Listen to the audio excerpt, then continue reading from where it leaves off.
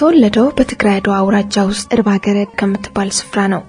የአንድ ያጭር ልቦለዶች ስብስብና የሶስት መካከለኛ ልቦለድ መጽሐፍት ደራሲ ነው። 567 እና ትኩሳት፣ ሰባተኛው መልአክና ሌሊቱም አይነጋልኝ በሚባሉት ድርሰቶች ይታወቃል። በአባቱም በእናቱም ወገን ካህንነቱ ይጫነዋል። አቦይ ገብረ እግዚአብሔር ዮሐንስና አደይ ማዕዛ ተወልደ መድህን ከወለዷቸው 11 ልጆች ሰባተኛው ነው። ስብሐት ገብረ እግዚአብሔር ይባላል። ስብሐት ዛሬም በ69 ዓመቱ ከስነ ጽሑፍና ተዛማጅ ሙያ አራቀም። ስብሐት ደራሲ ነው። ደራሲ ብቻም አይደለም።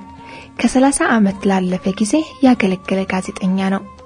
በንጉሱ ጊዜ በሚታተሙት አዲስ ዘመን ሄራልድ፣ መነን መጽሔት፣ አዲስ ሪፖርተር፣ ከዚያው ደግሞ የካቲት መጽሔት፣ ቁም ነገር፣ ለዛ የተባሉ መጽሔቶችና እስከ ቅርብ ጊዜ ድረስ በአዲስ ዘመን ጋዜጣ ላይ እግረ መንገድ የተሰኘ አምድ በማዘጋጀት ቀጥሎም በምዕራፍ ጋዜጣ እንደወረደ የሚል አምድ በመጀመር በእፎይታ ጋዜጣና መጽሔት አሁን ደግሞ በአዲስ አድማስ ጋዜጣ በተለይም በወጣቶች ዘንድ በርካታ ተደራሲዎችን ማፍራት የቻለ ጋዜጠኛና ደራሲ ነው። በኩራዝ የመጽሐፍት መደብር ከ10 ዓመት ላላነሰ ጊዜ አገልግሏል። በዚያ ድርጅት የታተሙት የሚደነቁ ብዙዎቹ መጽሐፍት የስብሐት አሻራ ያረፈባቸው መሆኑ አብረውት በሰሩ ባለሙያዎች ይታወቃል። ጋዜጠኛ፣ ደራሲና አርታኢም ብቻ አይደለም፣ መምህርም ነበር። በአስፋ ወሰን ሁለተኛ ደረጃ ትምህርት ቤት የእንግሊዘኛ መምህር በመሆን ለ2 ዓመት አገልግሏል። ከአዲስ አበባ ዩኒቨርሲቲ በ1952 ዓ.ም በኤዱኬሽን የባችለር ዲግሪውን ካገኘ በኋላ የሙያ መነሻው ያደረገው መምህርነትን ነበር።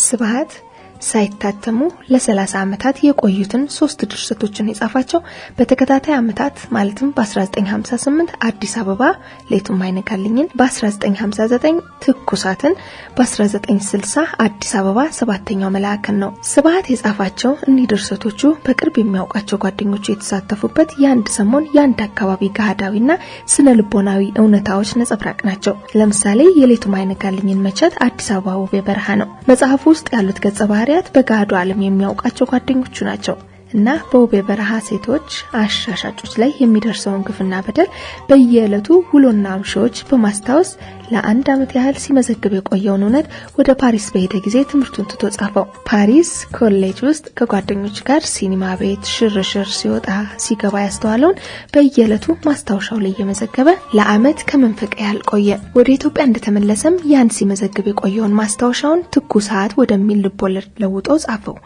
ሰባተኛው መልአክ የሚለው ድርሰቱ ከዚያው ከፓሪስ ባገኛቸው ጓደኞቹ ህይወት ላይ ተመርኩዞ ጭብጡን ከትኩሳት የተለየ በማድረግ እዚህ አዲስ አበባ ከመጣ በኋላ መጽሐፍ አደረገው።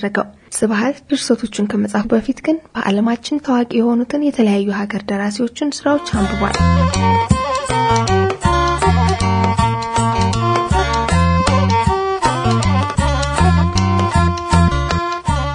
በኢሜል ዘላ ያጻጻፍ ስልት የሚደበቅ ነገር የለም። ከድሆች ወገን ቆመ የምታየውን እንዳለ ጻፈው። አስተሳሰባችንና አኗኗራችን አንዱ ያንዱ ምሰሶ ነውና እንደወረደ ጻፈው።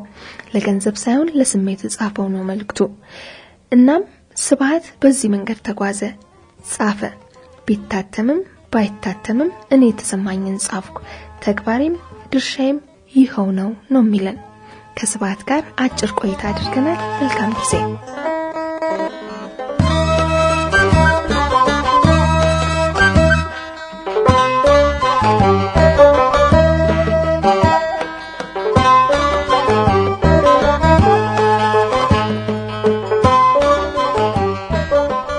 እንኳን ደህና መጣህ ጋሽ ስብሐት። እንኳንም ጋበዝሽኝ። ደራሲው የተሰኘው የበዓሉ ግርማ መጽሐፍ የተጻፈው በአንተ ህይወት ላይ ተመስርቶ ነበር። ስለዚህ ነገር ብታጫውተን። ደራሲው እኔና በዓሉ አብረን ነበር ምን ሰራው ያን ጊዜ። እሱ ቢሮ ማለት ማስታወቂያ ሚኒስቴር ውስጥ እና ጽፎ ያመጣና ጧት እናነባዋለን። ቢሮ ሄጄ በየቀኑ አንድ ምዕራፍ ይጽፋል። በጣም አሪፍ ነው። ግን በዚህ ከቀጠልክ በቃ ከዚህ ካሁኑ አታልፍም። አሁን ሁሉ ሰው የሚያነብህ ነው እንጂ ለዘላቂ ትውልድ ለመሆን ቀስ ያልክ ብትጽፍ ምን ነው ይያልኩ እየተናደድኩ ልክ ነህ ይለኝና በፍጹም እንደ ማሽን ነው የሚሄደው። እንግዲህ እንደዚህ አድርጎ ነው የጻፈውና ስለ ደራሲ መጽሐፍ ስለምፈልግ እና ስለ ራሴ ከመጽሐፍ ስላንተ ብጽፍ ስለሚቀለኝ ግን ያው ነው የደራሲ ህይወት ብዬ ስለማምን ፍቀድልኝ ብሎኝ ነው። እሺ ደስ ይለኛል፣ ምክንያቱስ አንተ ስለኔ ከጻፍክ በኋላ አድቨርታይዝ አረከኝ ማለት ነው፣ እነበባለሁ ማለት ነው። ደስ ይለኛል አልኩት። በዚህ ተስማማን። ቀጠል ሁሉንም ነገር እየጠየቀኝ ቤቴ ሁሉ ወስጀው ጻፈው። የጻፈው ግን ሳነበው ግማሹ ነው የኔ ህይወት እንጂ ግማሹ በዓሉ የጨመረው ነው። እንደሱ ነው ሁሉ ጊዜ ሲጽፍ መነሻ ይወስድና ራሱ ደግሞ ይለውጣል። ቢያንስ ግማሽ ነው ቢበዛ መነሻው፣ ግን ሁሉ ጊዜ መነሻ ያስፈልጋል። የእውነት ስልሻለሁ። የት ቦታ ሆነ ማንበብ ያስደስታል? ጋሽ ስብሐት ለማንበቢያ ቦታ አይመርጥም ሲባል ስለሰማው ነው። እንደውም አንድ ጊዜ መጠጥ ቤት ውስጥ በማንበብ ላይ ያለ የቤቱ ባለቤት እርሶ ከደገሙብኝ በኋላ አንተን ማለት ነው ገበያ አጥቻለሁ ብለው እንደተበሳጩ ይነገራል። አይ ሴትየዋ ደገሙብኝ አይደለም፣ ይሄ ተላልፎ ስትሰሚው ነው እንጂ ሳነብ ነበረ። እሳቸው ያምናሉ በዚህ ደብተራ መጥቶ እየደገመብኝ ነው ብለው እና በቃ ዘግቻለሁ ውጡ ሲሉ ለምንድን ነው እኔ ላነብ ነው የመጣሁት የውሎት ቀስ ብዬ ማንበብ ፈልጌ ነው ስላቸው ሲያዩ የእንግሊዝኛ መጽሐፍ ነው በቃ ተውት።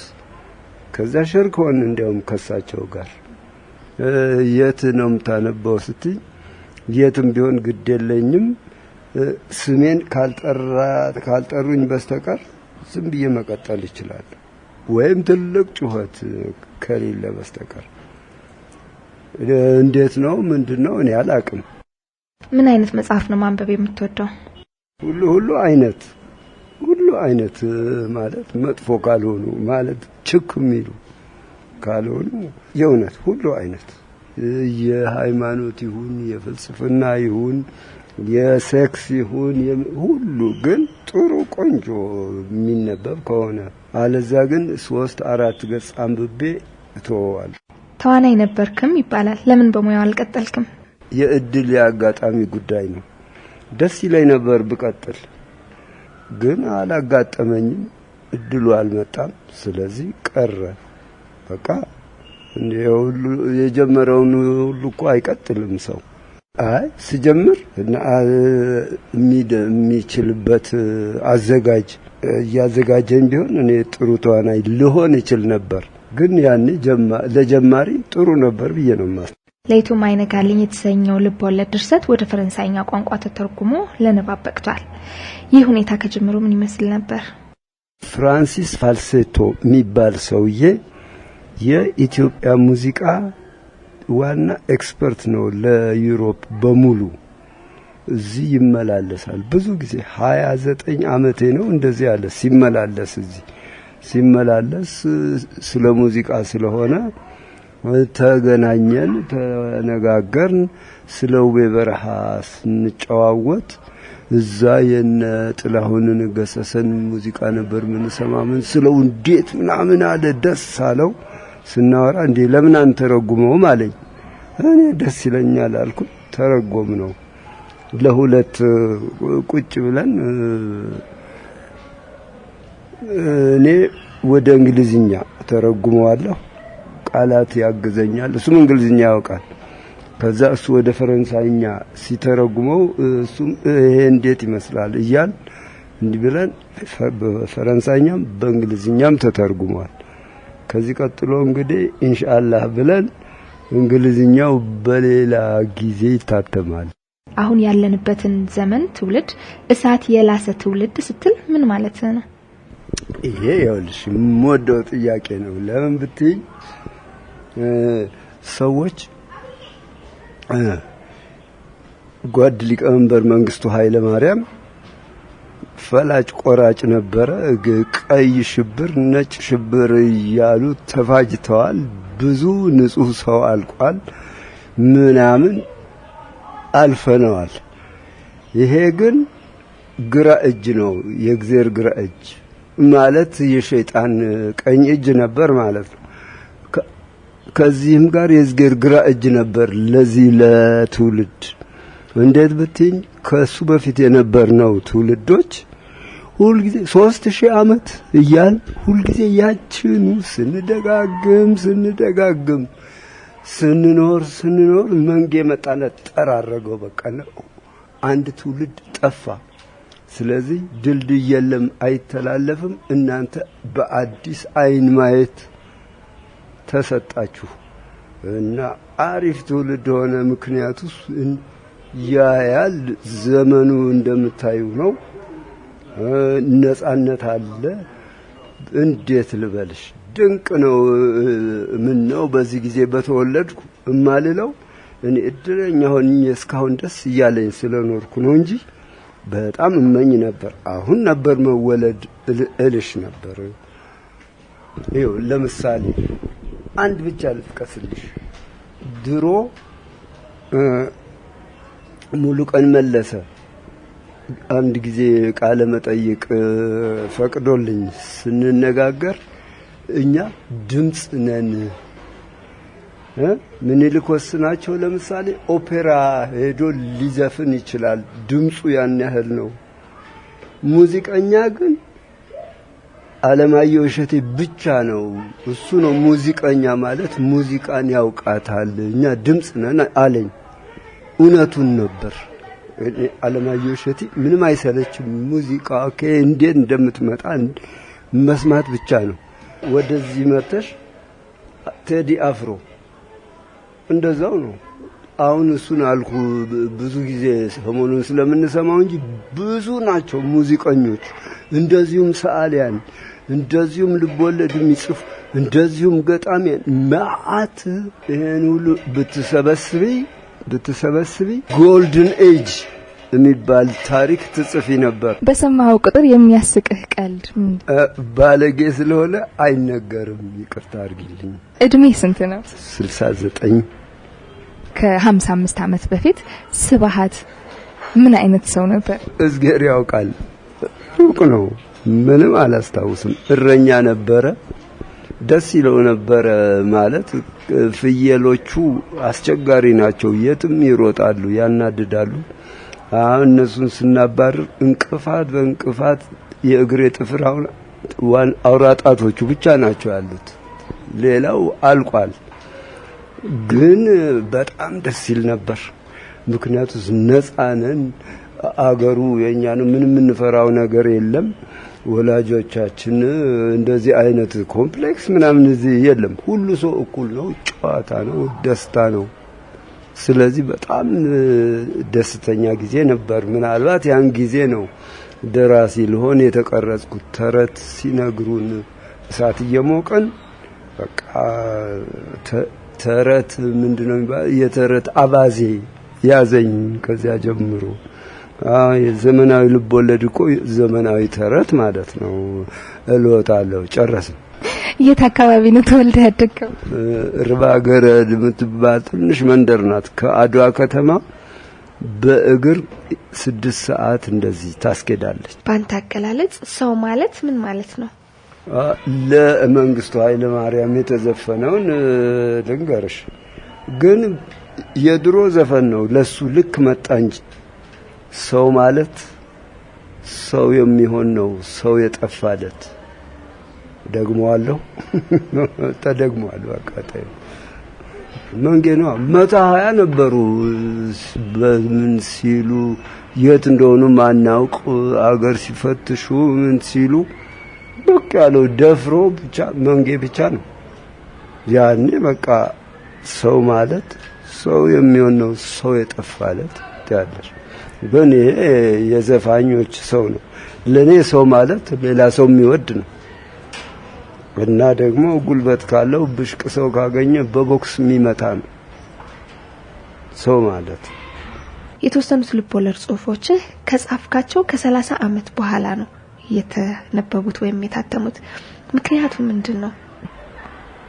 እኔ ምጽፋቸው ቅድም ስንጀምር እድለኛ ነኝ ብዬሻለሁ። ለእንጀራ ቸግሮኝ አያውቅም እስካሁን ድረስ። ስለዚህ ምጽፈው ለራሴ ደስታ ነው።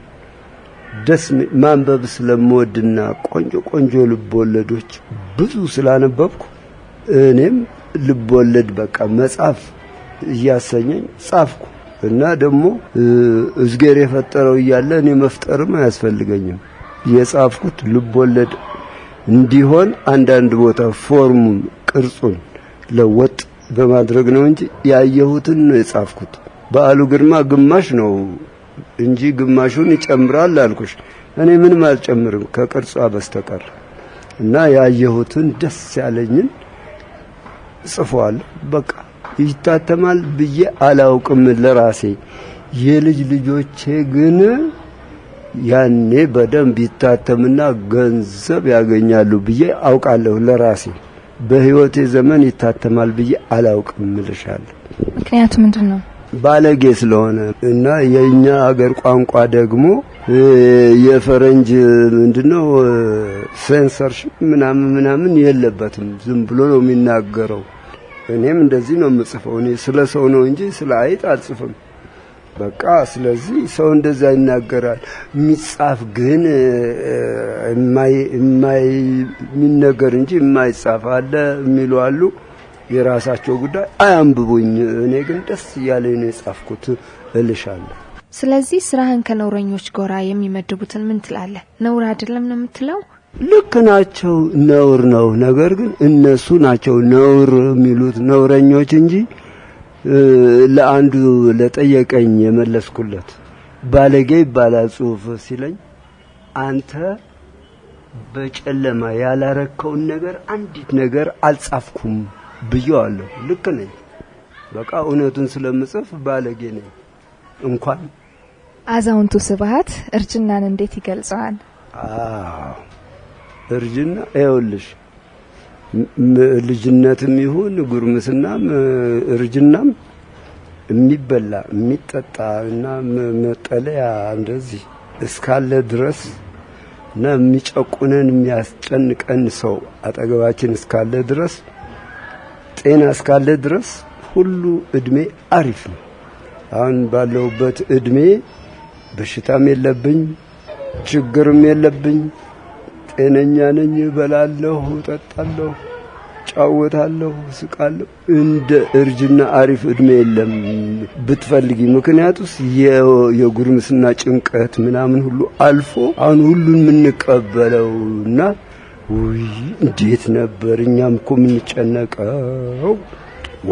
አሁን እኮ ልጆችም እንደዛ እየተጨነቁ ነው የሚሄዱት። ግን ሂደት ነው ብለን እንቀበለዋለን። እስቲ የኔ እድሜ ያድርሳቸው ነው የምለው። ግን ምግብ ጤና ምናምን ካለ ነው እንጂ እኔ እስከ 100 ዓመት ብሄድም ደስ ይለኛል። አልፋለሁ። ሳልጽፍ ያለፍኩት ነገር አለ ብለህ የምትለው አለ? የለም። ምክንያቱም ይህን መጻፍ አለብኝ ብዬ ተነስቼ አላውቅም። ሲቀሰቅሰኝ ነው የምጽፈው። ካልቀሰቀሰኝ አልጻፍኩትም። ስለዚህ ምንም የለም። ስለዚህ ባንተ አስተያየት ምንም ያልዳሰስከው ነገር የለም ማለት ነው? ለራሴ እኔ ልዳስስ የተፈጠርኩት ወይም የፈለኩት ተዳሷል። ሌላ ሰው ግን ካንተ የሚጠበቀው እኮ እንዲህ ነበር ይሉኛል በየቦታው እንደዚህ። ማናቸው እነሱ ከኔ የሚጠበቀውን የሚያውቁ? ከኔ የሚጠበቀው መኖር ብቻ ነው። ከመኖር በኋላ እንግዲህ ደስ የሚለኝን መስራት እሎታለሁ። ሙዚቃ ታዳምጣለህ? ሳገኝ በጣም ደግሞ ሙዚቃ አልመርጥም። ግን የአዲስ አበባ ሁሉ ጊዜ ያችኑ የሚደጋግሙት ያችኑ እስክ ደግሞ ማታልቅ ዘፈን እሷን አልወድም እንጂ ሙዚቃ የአረብ ይሁን የህንድ ይሁን ክላሲካል ይሁን እነ ቤቶቨን ይሁን የማነው ይሄ የጃንግል ድራም ምናምን ይሁን ሁሉ ሙዚቃ አሪፍ ነው እኮ። በሰላም ሆነሽ ከሰማሽው መጥፎ ሙዚቃ የለም። እንዲያውም ደስ የጃፓን ሙዚቃ የቻይና ርቀቱ ደግሞና ግን ይደርሳል። ግን ሩቅ ነው፣ ከሩቅ ነው መሰሚው እልሻለሁ። ከሀገር ውጪ በፈረንሳይና በአሜሪካን ሀገር የመማር እድሉን አግኝተህ ነበር። ምን ደረሰ? የምትማረው የነበረው ምንድን ነበር? ልክ እንደ ግጥም አይነት ነው። አሜሪካ ሄጄ 2 ሳምንት ብቻ ነው የተማርኩት። ፈረንሳይ ሄጄ 2 ሳምንት ብቻ ነው የተማርኩት። አሜሪካን ሀገር ትምህርቱ ደበረኝ። ስንላክ የላከኝ ሰውዬ ላንተ ነው ይሄ ትምህርት ብሎ ዲን ኦፍ ስቱደንትስ የሚባል ካናዳዊ ነበረ። ሁሉ ዕውቀት በቃ በአንዲት በቃ ባጭሩ እዛ ውስጥ ነው ያለው አለኝ። እሺ ብዬ ስሄድ ላይብረሪ ሳይንስ የሚባል ትምህርት ነው፣ ቤተ መጻሕፍት መጠበቅ ማለት ነው። እና እዛ ምን ያስተምሩናል? የመጀመሪያው አሜሪካ ውስጥ ቤተ መጻሕፍት የግል የማን ነበር? ስንት ቮሊዩም ነበረው? ከዛ ቀጥሎ ምናምን እኔ ምን ነው እዛ ስንት ቮሊዩም ማንስ ቢጀምረው። ከዛ ጋር ደግሞ አስተማሪያችን አሮጊት ናት፣ ባለሻኛ ናት፣ ደግሞ ከአፍንጫዋ በታች ጺም አላት፣ ሙስታሽ አላት፣ ደግሞ ድምጿ ወፍራም ነው። በቃ ድብር አለኝና ተውኩት። ፈረንሳይ ሀገር ግን ጧት ይጀምራሉ ኮርስ። እኔም ወዳቸው 2 ትምህርቶች ሁለቱም ወደ 1 ሰዓት ተኩል ጧት የሚጀምር ምናምን ናቸው። እኔ ሌሊቱን እየጻፍኩ ነው እንግዲህ እኔ ደራሲ ነኝ ተነስቶብኛል እያልኩ ደግሞ ሌሊት ስንጽፍ ነው ያን ጊዜ አሪፍ ደራሲ ምን ሆነው እኮ አይደል እንዴ? እንኳን ቀን መጻፍም ይቻላል፣ ግን ያኔ በቃ ሌሊት ጽፍ አድሬ እንግዲህ ጧት ተነስቶ በወዳቸው እነዛን 2 አስተማሪዎች ቢቀሩብኝ ይሻላል ብዬ ቀሩብኝ ልሻለሁ እና ተመልሰመ። አይ እዛው ቀረሁ እንጂ። ከሀገራችን ድምጻዊ ለማን ነው የበለጠ ጆሮን የምትሰጠው? ቅድም የጠቀስክልኛል አለማየሁ እሸቴ። ሌላ የምትመርጣቸው ዘፋኞች አሉ? የኔ ሙዚቀኛ አለማየሁ እሸቴ ነው። ጨረስን። ስለ ግል ህይወት ትንሽ ታወራልኛለህ? አይቻልም? ትዳር አለ? እንዴ በ69 ዓመቴ እንዴት ትዳር ይኖረኛል? ባላገር መሰልኩሽ እንዴ? ነፃ ነኝ እንጂ። ደግሞም ከዚህ በፊት ምንም ትዳር አልነበረህም? 2 ትዳር ነበረኝ ህጋዊ። ከመጀመሪያው ወለድኩ፣ ከሁለተኛዋ ደግሞ 4 ወለድኩ። 2ቱም አሪፍ ትዳር ነበር። ያቺኛዋ የመጀመሪያዋ ረጋ ያለች ቆንጅዬ ልጅ ነበረች በጉርምስና። እቺኛዋ ደግሞ ልክ እንደኔ አይነት ወፈፌ ነበረች። ከወፈፌዋ ነው አሪፍ ልጆች የወለድነው አሁን ማለት ያሉ እዚህ። እና በደስታ ነው የምንኖረው። ምን ልበልሽ እንግዲህ ስለ ጋብቻ ሌላ ምለው የለም። እና አሁን እየቀጠልን ነው፣ ግን እንግዲህ ያለው ጋብቻ ህጋዊ አይደለም።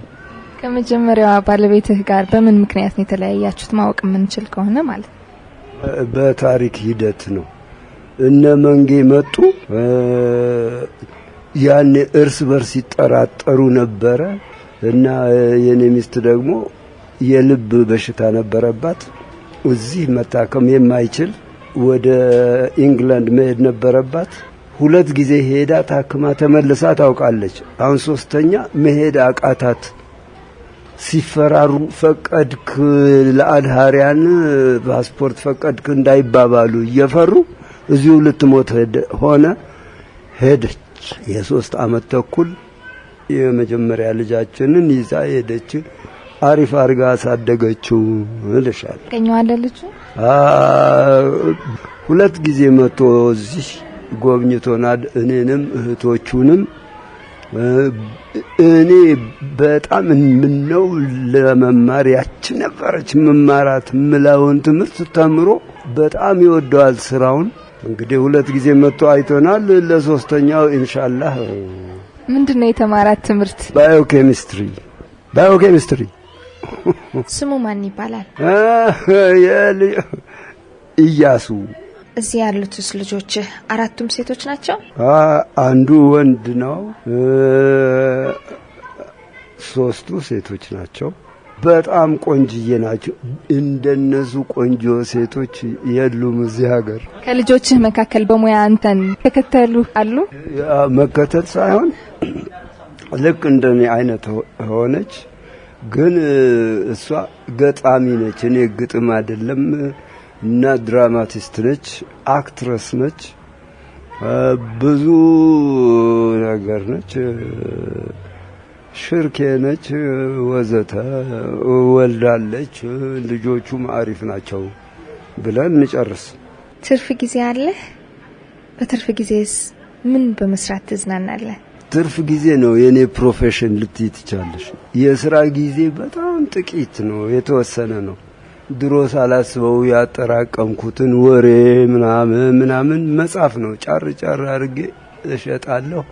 ሌላው ጊዜ ትርፍ ጊዜ ነው፣ መዝናናት ነው።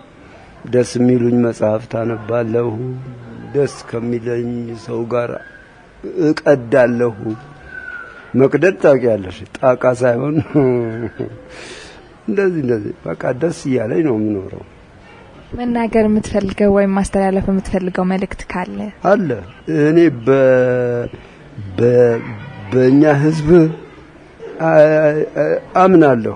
የሆኑ ሰዎች ሚነዱ ምናምን ካላጭ በረበሩት በስተቀር አሪፍ ህዝብ ነው። ለምብቲ የትም ብትሄጂ መከረኛ ሰው እንደዚህ አጋጥሞሽ ትንሽ ስታወሪ ሁሉ ሰው የሚጠብቀው ሰው አለ።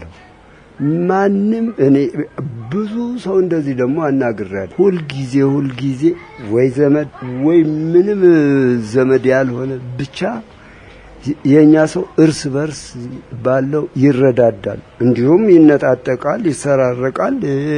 ህይወት ነው። ግን ለየት የሚለው እዚህ ሌላ አገር እኮ ውጭ አገር ምናምን ስናስብ እዚህ የምናረገው ገነት ይመስላል። ድህነቱን አይደለም ምልሽ፣ አብሮ መሆኑን ትንሿን ብትኖረኝ ያ እነዛ እኔማ በትንሽ አይደለም ያለኝ ከበቂ በላይ ነው በእውነት። ግን ትንሿ ያለችው እያካፈለ ነው የሚኖረው። ይሄ ነው በጣም የምወደው ምኮራበት ማለት ብትፈልጊ። ግን እኔ መኩራት አልፈልግም፣ ክርስቲያን ነኝ። ኩራት የሸይጣን ነው። ማን ያለው ይሄንን? እኔ ራሴ። እድርና እቁብ በዚህ በሀገራችን ያኗኗር ያዳበርነው ነገር እድር አለ፣ ማህበራዊ ኑሮ እቁብ የሚባል ነገር አለ። እንደዛ አይነት ነገር አለ አንተ? የለኝም። ምክንያቱም የማስታወስ ችግር ስላለብኝ የእድር ስብሰባ ይሁን የምን የማህበር ስብሰባ ይሁን የማርያም ጽዋ እንኳን ቢሆን እረሳውና በኋላ ሲሄድ ከሰው ጋር እቀያየማለሁ። እንዴት ይረሳል ብለው ስለሚያስቡ፣ ስለዚህ የትም የለሁበትም። የማስታወስ ችግር እንዴት ሊከሰትብህ ቻለ? ይሄ ነገር ደጋግመህ ስትለኝ ሰምቻለሁ። ማስታወስ ችግር አለብኝ። ኤፒሌፕሲ የሚባል በሽታ ታውቂያለሽ? የሚጥል በሽታ፣ በአማርኛ የባሪያ በሽታ የሚባል እሱ ነበረብኝ እና በአገር በባህል መድኃኒት ነው የዳንኩት። ግን ነበረብኝ። እሱ ነው ሜሞሪውን አበላሽቶ ሄደው። ግን የትኛው እንደ ከተማ አንዳንድ ከተማ ስቴጂ እንደ ሮማ ወይ አተንስ አሪፍ ሞደርን ከተማ ተይጅና የፈራረሰ ታጥሮ የተቀመጠ ታሪካዊ ልክ እንደሱ ነው የኔ ማይንድ። በደንብ ምንም የማይረሳ አለ፣ ደግሞ የፈራረሰ አለ። እሱ ነው ስለምረሳ እሱ ከሰው ጋር እንዳያጣላኝ ብዬ ማህበሮች የለውበትም። እንኳንም አልኖርኩበት ትርፍ ጊዜ ያገኘው እልሻለሁ። ወደፊት ምን ለመስራት ነው የምታስበው? እንዴ ወደፊት ምን እሰራለሁ? መዝናናት እያልኩሽ መዝናናት ነው የምታስበው? በቃ ያለኝ ሌላ ስራ የልጅ ልጄ አለ። አሁን 2 ዓመት ተኩል እንደዚህ ነው እድሜው። እሱን ማሳደግ ነው። ደግሞ እሱ ስራም አይደለም ደስታ ነው፣ ጨዋታ ነው እልሻለሁ። እሺ ስብሐት፣ አስቸግሬ እዚህ ድረስ ስለመጣህልኝ በጣም አመሰግናለሁ። እሺ ታንኪዩ። ከደራሲ ስብሐት ገብረ እግዚአብሔር ጋር ያደረግነው ቆይታ ይሄ ነበር። በሚቀጥለው ሳምንት በሌላ እንግዳ እስከምንገናኝ መልካም ሳምንት።